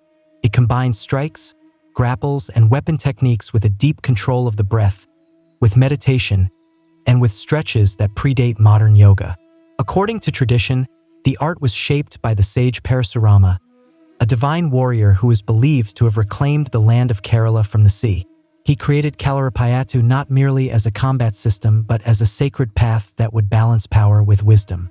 The students would begin their training at a young age, learning body control, flexibility, and agility before they ever even touched a weapon. The training grounds, or the kalaris, were considered to be sacred spaces. To enter the kalari was a ritual. The students would bow to the earth, to the gods, and to their master. The lessons would begin with Mapiyattu, the body conditioning sequences. These were fluid, almost dance-like routines that were meant to awaken every muscle, every tendon, and every joint. The movements were drawn from nature. The strikes of the snake, the grace of the peacock, the ferocity of the lion. The weapons would come later. Wooden sticks, curved swords, daggers, spears, and the legendary Urumi, a flexible whip-like blade that was so dangerous that it required a total mastery of the body in order to wield it safely. But alongside the combat, the students also learned Ayurvedic medicine, how to heal what they had the power to hurt. And there was always the philosophy. Kalaripayattu taught humility, patience, and a respect for life. A victory without control was a failure. Power without compassion was chaos. When the foreign invaders arrived, first the Portuguese and later the British, Kalaripayattu was suppressed. But it never died. It went underground, passed on in whispers and in footwork, hidden in the dances and disguised as a form of healing. Today, it still survives, not just as a martial art, but as a living link to one of humanity's earliest visions of what it means to be both a warrior and a sage. To most of the world, the phrase, martial arts, brings to mind one word, kung fu. But in China, kung fu or gong fu does not just mean fighting. It means a mastery that has been earned through effort, whether it is in calligraphy, in cooking, or in combat. And nowhere is that spirit more fully embodied than in the ancient martial traditions that are rooted in the temples, the mountains, and the battlefields of early China. The origins of the Chinese martial arts stretch back over 4,000 years.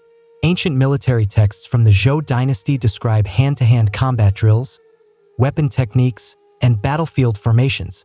But the true heart of Kung Fu emerged where philosophy met with practice, in the silence of the monasteries. The most famous origin story begins in the Shaolin Temple, a Buddhist sanctuary that is nestled in the Song Mountains.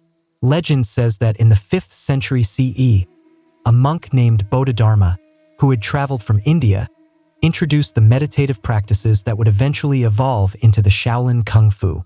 He had noticed that the monks, who were weakened from long hours of seated meditation, needed some physical conditioning in order to balance their spirits.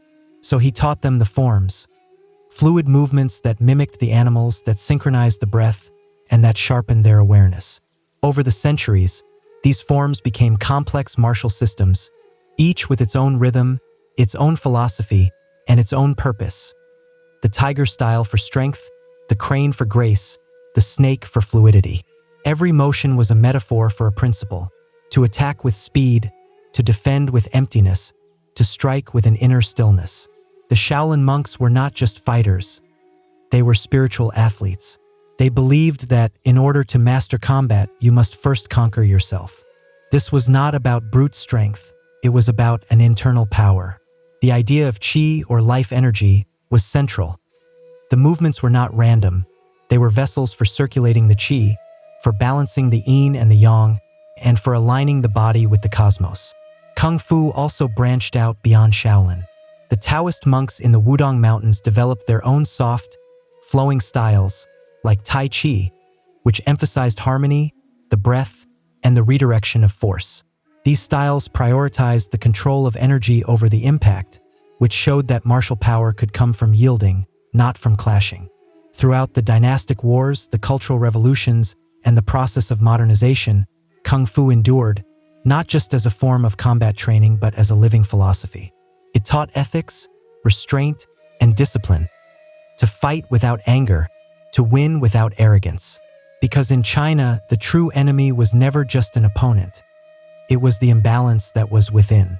In the dust of the ancient Greek arenas, under the blazing sun of Olympia, there was a martial art that was so raw and so complete that it made even the seasoned hoplites flinch. It was called pankration, a word that means all powers, or total strength. And it was not just a sport. It was warfare that had been stripped of its weapons and had been placed at the feet of the gods. Pankration first entered the Olympic Games in 648 BCE, and it almost immediately became a legendary event. It was a blend of wrestling and striking, and this was full-contact combat at its most primal. The competitors would punch, kick, grapple, choke, and break bones. The only two rules were no biting and no eye gouging. Everything else was fair game. But pankration was not just chaos. It was a discipline. The fighters were trained in strategy and in control, not in wild brutality. They studied the mechanics of the human body: where to strike, how to pivot, when to lock a joint or to crush the windpipe. They trained relentlessly in the palestra, where gymnastic conditioning met with hand-to-hand tactics. The pancratiasts were admired not just for their strength but also for their technique and their mental toughness. And the art was not confined to the games. The Greek soldiers would practice pankration for the battlefield. It was a part of the warrior's toolkit. If your spear broke, if your shield splintered, and if your sword fell, you would fight with pankration, in close quarters, barehanded, and unforgivingly. Legendary tales grew up around its champions. One of them speaks of Aricion of Figalia, who died during a match after he had locked his opponent in a final submission hold. Though he was lifeless, his opponent conceded defeat, and Aricion was crowned the victor posthumously. He became the embodiment of what pankration represented: an absolute commitment, even unto death. Yet, like many of the ancient martial systems, pankration faded away with time. When Rome absorbed Greece, the gladiatorial spectacles overtook it. Later, with the fall of the pagan world and the rise of new cultural orders, its practice all but vanished. But its legacy lived on in the philosophy of using the whole body as a weapon, in the balance between aggression and control, and in the roots that it had planted in modern combat sports like MMA. Today, historians and martial artists alike view pankration as one of the most complete fighting systems of the ancient world.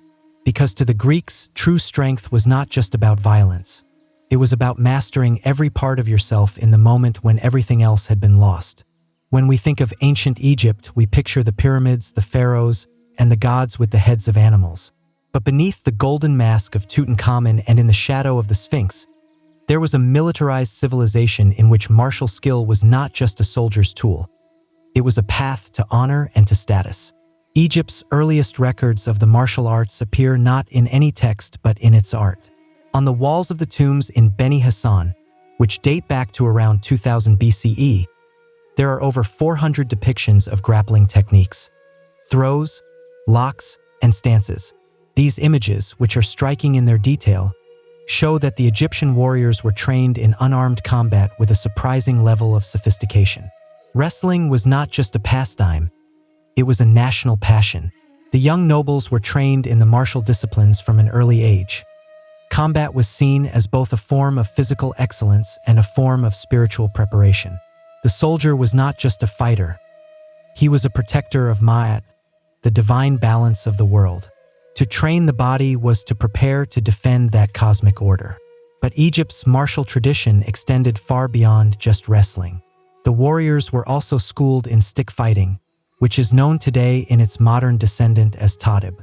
This elegant yet fierce art involved rhythmic movements with a long staff, and it was often performed to the accompaniment of drums. Though it evolved into a ceremonial dance over the centuries, its roots were deeply martial, and it was used by the guards, the soldiers, and the royal bodyguards. The weapons training included archery, spears, daggers, and battle axes. But close-quarters combat was no less important. The Egyptian warriors had to be versatile. In chariot warfare, for instance, the soldiers were trained to shoot with a deadly precision while they were racing at full speed. an ancient form of mobile martial art that demanded nerves of steel and an unbreakable focus. Even in the myths, martial prowess mattered. Gods like Horus, the falcon-headed protector, were warriors first, and they were locked in an eternal combat with chaos. The pharaohs would model themselves on these divine fighters, and they would present their own victories as being reflections of the divine will. War was a sacred thing, and those who fought in it were not just men. They were the instruments of order. Though Egypt's martial systems never survived in a formal lineage like the Shaolin Kung Fu or the Kalarapayattu, their spirit remains etched in the stone, in the rhythm, and in the ritual, because along the Nile, to fight was not just to conquer. It was to preserve the universe itself. Long before the word samurai was echoing through the scrolls and the songs, Japan's martial identity was already forming in the misty valleys and the storm-swept shores of its islands. The origins of the Japanese martial arts lie not in the modern karate dojos or in the sword-fighting duels, but in the ancient rituals, the clan warfare, and the spiritual discipline. In the earliest centuries, during the Yayoi and the Kofun periods, the warriors fought with bronze weapons, with stone-tipped arrows, and with raw, practical techniques that were designed for survival. These early forms lacked any rigid structure, but they emphasized efficiency, group cohesion, and an instinctual movement. Fighting was not just a physical act. It was also a deeply tribal one. Loyalty to one's clan and one's family was everything. To fight well was to protect your own bloodline. But as Japan entered the Heian period, from 794 to 1185 CE, the martial culture began to crystallize. Mounted archery became a central skill. The ideal warrior was not just a brute with a sword. He was also a horseman, an archer, and a scholar. This period gave rise to the bushi, the early prototype of the samurai, whose code blended battlefield skill with a sense of personal honor, the foundation of many of the Japanese martial arts that were developed from this evolving warrior class. One of the earliest of these systems was Kyujitsu, the art of the bow. The archers were trained to shoot from horseback, using the yumi, a tall, asymmetrical bow that required an extraordinary amount of strength and control. Over time, this evolved into Kyudo, or the way of the bow, which emphasized not just the aim but also the spiritual focus, the breath, and a sense of mindfulness. Kenjutsu, or the sword technique, also began to emerge, though the sword was not yet the dominant weapon. The techniques were battlefield-tested, they were direct, and they were often brutal. Far from the polished forms that we now associate with the modern katana duels, the swords were just tools, not symbols. Yet within the folds of these techniques, a code of conduct was beginning to grow. By the time of the Kamakura period, this code had evolved into what we now know as Bushido, or the way of the warrior. Honor, loyalty, self-discipline, and an inner peace became as vital as victory itself. Martial training became not just a preparation for war but a moral path. Swordsmanship, archery, and later hand-to-hand combat systems like jiu-jitsu were all practiced as both physical arts and as spiritual exercises. In early Japan, to fight was to follow a path of balance between life and death, between technique and heart, and between the body and the soul. And the warrior was not just expected to win, he was also expected to die well. When we discuss the origins of the martial arts, Africa is too often omitted from the conversation. But across this vast and diverse continent, the ancient cultures developed powerful, sophisticated, and deeply rooted martial traditions, systems that were shaped by survival, by spirituality, and by ceremony. These were not just methods of combat. They were expressions of identity, of heritage, and of a sacred duty. One of the most enduring of the African martial practices is Dam, the ancient combat sport of the Hausa people in West Africa. It was traditionally performed by the butchers and by the members of the warrior guilds, and Dam combines bare-knuckle boxing with powerful low kicks. The fighters will wrap one hand, which they call the spear, in cloth or in a hardened rope, while their other hand remains open for defense. The matches often take place during the harvest festivals and at public gatherings, which transforms the combat into a form of celebration. But make no mistake, this is a form of warrior training that has been preserved through ritual. In Senegal, another ancient tradition thrives: lamb, or the Senegalese wrestling. It is more than just a sport. Lamb is a national art form, and its roots reach back to the pre-Islamic times, when it served as a rite of passage for the young men. The wrestlers engage in a powerful form of grappling, and they are accompanied by drums, by dancing, and by spiritual chants. Before the combat begins, the fighters will often consult with the marabouts, who are spiritual leaders who can offer them charms and blessings. Strength alone will not guarantee a victory. One must also have a spiritual favor. Farther to the south, in the Zulu culture, the martial legacy of the Nguni stick fighting tells a different story. It was practiced by the young Zulu boys as a part of their initiation and their military training, and this art involves a striking stick and a blocking stick, which are used in lightning-fast exchanges. Beyond preparing the boys for any future combat, the stick fighting also helped to build their courage, their reflexes, and a warrior's mindset. Even the legendary Shaka Zulu was said to have refined his battle techniques by observing and by modifying the traditional stick-fighting strategies into formations that would reshape the warfare of southern Africa. In Ethiopia, historical paintings and manuscripts depict the soldiers using spears, shields, and short swords in tightly organized formations, and they were sometimes accompanied by wrestling traditions that emphasized throws and body control, skills that were necessary in both battle and in ritual. In the African martial arts, the line between a fight and a festival, between a battle and a belief, was always a thin one. The movement was the meaning, the combat was the culture, and across the continent, the warrior was more than just a fighter. He was a protector, a performer, and a living vessel of his people's spirit. Long before the European ships ever touched the shores of the Americas, the indigenous peoples of the continents had already developed their own rich and complex martial traditions. These systems were not organized into schools or written down in any manuals, but they were real, they were practiced, and they were deeply embedded in the culture, the ceremony, and the survival of the people. Among the Aztecs, the martial culture was a central part of their civilization. From an early age, the boys were sent to the Telpacali, or the youth training houses, where they learned about warfare, about discipline, and about the handling of their weapons. The macuahuitl, a wooden sword that was embedded with obsidian blades, was a symbol of the elite warriors. It could slice through flesh with a terrifying ease. But the Aztec martial arts were more than just a technique. They were also tied to their religion. Warfare was a sacred duty, a way to capture prisoners for ritual sacrifice, and a path to honor in the afterlife. The Aztec warriors were organized into elite orders, such as the Eagle and the Jaguar warriors, whose names were not just titles, they were spiritual identities. Combat was a way to embody the spirit of the animal, to transform oneself into a living weapon that was guided by a divine purpose. Farther to the south, the Inca Empire had its own formidable martial culture. While the Incas are better known for their engineering and their empire building, they also trained their soldiers extensively. Their warriors used slings, spears, bolas, and clubs with a strategic precision, and they were trained in formations that were well suited to mountain warfare. The young warriors were taught about strength, about endurance, and about loyalty to the state. Warfare was not just a political act. It was also a ritualized one, a test of the cosmic balance. In the North American regions, many of the indigenous tribes practiced warrior rites that were closely tied to their spiritual lives. The Lakota, the Apache, and the Comanche, for example, all had deep warrior traditions that involved stealth, ambush tactics, horsemanship, and close-quarters combat.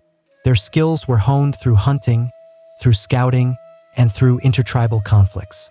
But what mattered just as much as bravery was humility. The ideal warrior was disciplined, he was honorable, and he was bound to the welfare of his tribe.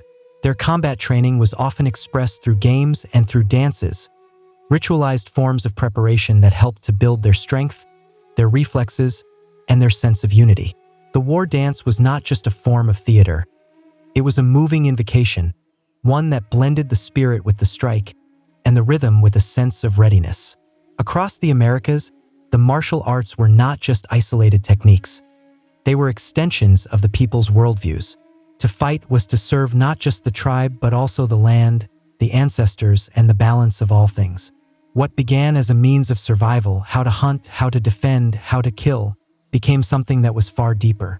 Across the ancient world, the martial arts evolved into spiritual disciplines, into tools for shaping not just the warriors, but also the entire cultures.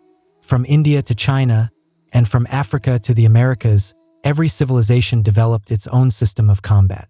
But what unites them all is not just the strikes, the holds, or the weapons. It is how those movements became a ritual. The training grounds were turned into sacred spaces. The warriors became symbols of the cosmic order. And combat itself became a path not to destruction but to self-mastery. These early martial arts did not teach violence for its own sake. They taught control, humility, and balance. In Kalaripayattu, the fighter is also a healer. In Kung Fu, the battle is as much an internal one as it is an external one. In Pancration, the test is as much one of mental endurance as it is of physical skill. Even in the tribal dances of Africa and in the war games of the Americas, the lesson is the same. True strength lies not in dominance but in discipline. Over time, many of these traditions were suppressed, they were scattered, or they were transformed by conquest, by colonization, and by modernization. The British banned Kalaripayattu. The Chinese martial arts were driven underground during the political upheavals. The African systems were masked in ritual in order to survive. The Native American combat knowledge was pushed aside by force. And yet, none of it ever truly disappeared. Fragments of it survived in the folk dances, in the oral storytelling, and in the community rituals. Others resurfaced in the modern martial arts, and they were reborn in karate, in judo, in capoeira, in MMA, and in more. The roots are ancient, even if the forms are new. Today, when someone steps onto a mat, when they bow before a teacher, or when they learn a new technique, they are not just learning how to fight. They are participating in a lineage that stretches back for thousands of years, where the motion is the memory and every movement is a whisper from the past. The ancient masters may be gone, and their battles may be long finished, but their philosophies endure. They taught that the martial arts are not about defeating others. They are about defeating yourself again and again until your ego, your fear, and your rage all fall away. And what remains is a sense of stillness, of precision, of purpose. Because in the end, every martial art, no matter what its origin, tells the same story. The journey of a human being who is learning how to be strong, not just with their fist, but with their spirit.